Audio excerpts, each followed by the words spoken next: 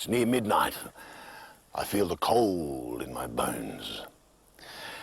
Some say ghosts feel like that all the time, especially those who met a grisly end in this life.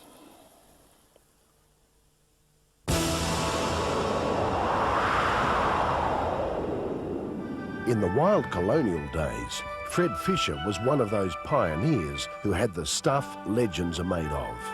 In life and in death, he's helped enrich Australia's folklore. You see, more than a century and a half after he was brutally murdered, Fred's ghost can still be heard around his old hometown. A ghost with a mission and a wicked sense of humour. Oh, Fred's a larrikin. He's got an attitude on him.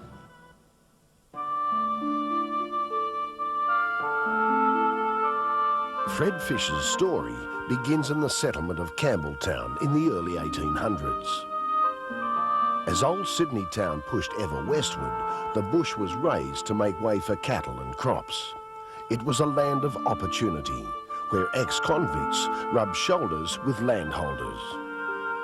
Fisher was a young shopkeeper in London, and he was in his early 20s when he was caught red-handed. He had forged banknotes in his possession, and next thing he was transported to New South Wales for 14 years. Historian Verley Fowler has traced Fred Fisher's colourful life and times. She's discovered that he served only half the 14-year sentence, and by 1826 he'd become a respected landowner and builder. Around that time, he had a neighbour called George Worrell, the man who was to become his nemesis. And at the time, Fisher didn't have a house to live in, so Fisher moved in with Worrell next door. As well, there were a number of workmen employed by Fisher. They were also living in Worrell's house, and there was quite a crowd of them actually, and they used to go down to the local hotel drinking at night. But then one night, on the 17th of June, 1826, Fisher just suddenly, mysteriously disappeared. Worrell was arrested and questioned about what had happened to Fisher.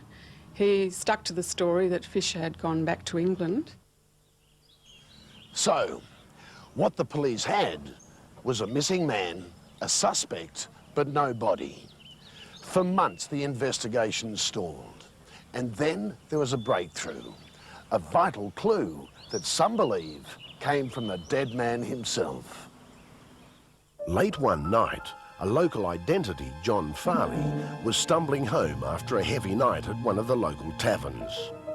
His route took him along a deserted bush track near Fred Fisher's place. He came to a wooden bridge, and there, right ahead, was a sight that shocked him into sobriety. A man with a bloody head wound sitting on the bridge railing. Slowly he began beckoning, pointing to the creek below. That man was Fred Fisher, the late Fred Fisher. The next day, a bewildered John Farley told police what he'd seen. By coincidence, at about the same time, two boys were playing around the old bridge. They stumbled on a trail of blood. That trail of blood was exactly where the ghost of Fred Fisher had pointed. The police brought in two black trackers, and quite amazingly, it didn't take them very long to find where the body was buried. They recovered the body, and it was obvious that Fisher had been brutally bashed. His head was just completely caved in, and it had been a very brutal murder. And that was the end of Fisher's neighbour, George Worrell, brought to justice with the help of a ghost. George Worrell was found guilty of the murder, and he was hanged. There were two men still locked up after he'd been hanged, but at that stage the authorities decided to drop the charges against them, so they were freed. So only Worrell was hanged for the murder. It seems, though, Fred Fisher still had some unfinished business. 30 years ago, for instance, Marlene Skipper is certain she saw Fisher's ghost. At that time, Marlene, her husband and their young daughter Tracy lived in a house built on the property once owned by Fred Fisher.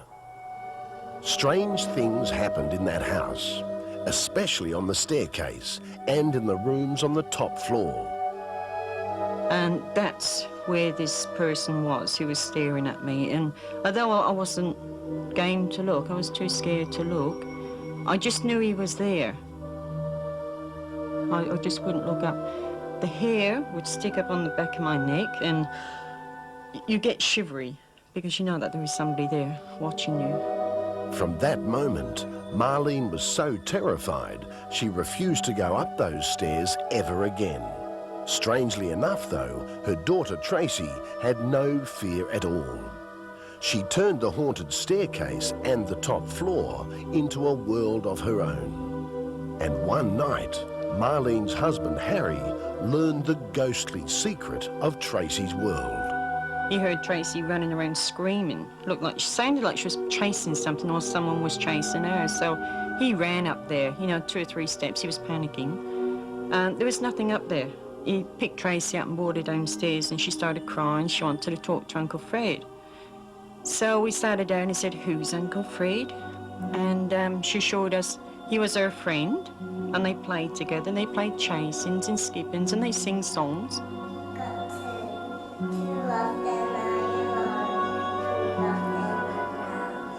We had no relations called Fred. There just wasn't any Freds, and she couldn't even say uncle and auntie properly. So, no, there was no Uncle Freds in the family. She couldn't have mistaken it for anybody else. Nothing even by the sound, you know, sounding like Fred, nothing. Was Tracy's playmate the ghost of Fred Fisher? That's the way local legend has it. And flick through the Campbelltown archives and you have to admit the evidence does build up. Take the case of the film company back in the 1920s that decided the legend of Fisher's ghost would make a great movie. It was a decision they'd regret, all the way to bankruptcy. They had all sorts of production problems, I understand, and immediately after the film was finished, the whole company collapsed in financial disarray. Again, who can say, is that Fred?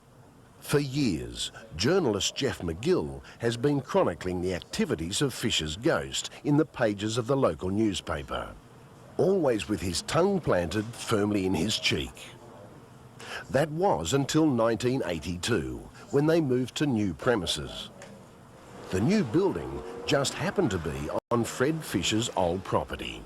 And one afternoon, Jeff McGill was working alone in the deserted top floor. That was when I heard a voice talking at me, and it was really weird because I couldn't tell whether it was male or female to this day. I could bet that sensation you get when they are definitely talking at you. And I said, "Sorry? You know, who's there?" And there was no answer. And I thought it was somebody skylarking and trying to put the wind up me. So I thought I'd turn the tables, and I jumped up and sort of dived out into the hallway, and there was no one there. And at that exact moment, the pigeons that roost or nest out near the air conditioning ducts at the back of the building, suddenly, like a bolt out of the blue, just shot off with the feathers flying, and at that exact time, a very, very cold sensation in the hallway. With the experience of history to go on, the owners of the Fisher's Ghost restaurant were taking a risk when they named it after Fred. There's every indication he's none too pleased and has made his presence felt more than once. One morning, the owner, a former mayor of Campbelltown, Gordon Fetterplace, was first to arrive and found all 4 fires blazing. All the lights turned on. And that was against Gordon's strict instructions. Not surprisingly, he wanted to know why when the assistant manager arrived. And she said, "Look, Gordon, I put them out, and what's more, I went upstairs twice to make sure that they're out, and the lights were definitely out. Gordon and his staff were just getting over that when they were confronted by this, another of Fred's practical jokes. Again, an empty restaurant, but this time every single painting on the walls tipped sideways. No one had been in the restaurant overnight. There were no signs of a break-in, just a sneaking suspicion that Fisher's ghost had been at it again. And finally, it seems the ghost is attracted by the theatre, a down-under Phantom of the Opera.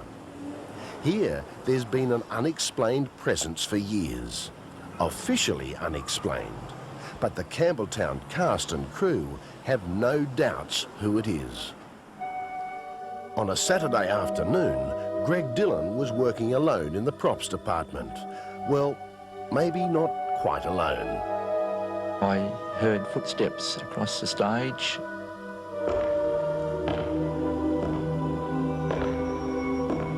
They were distinctive footsteps, not hurried, just walking across the stage. And I expected to see somebody pop down the stairs at the side and to where I was working, but nobody arrived. And I carried out a search of the theatre and there was nobody at all in the theatre.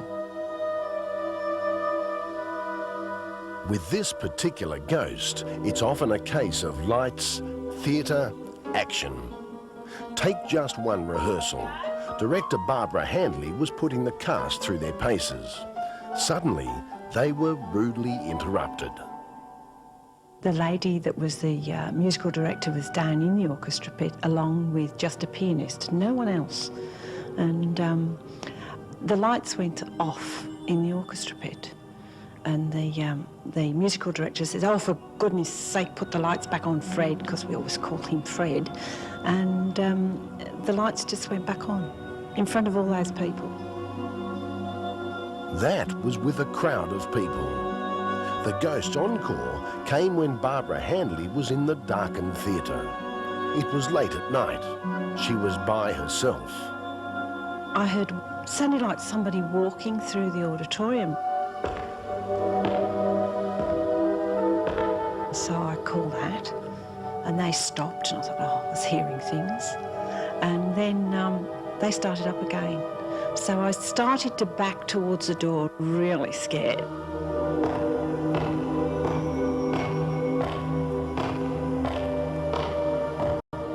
I was really quite upset. You know, it really frightened me that night. And being on your own, so I never come in the theatre on my own. A man murdered back in 1836. A ghost that's haunted a community across 2 centuries. Sometimes a benevolent ghost, occasionally more sinister.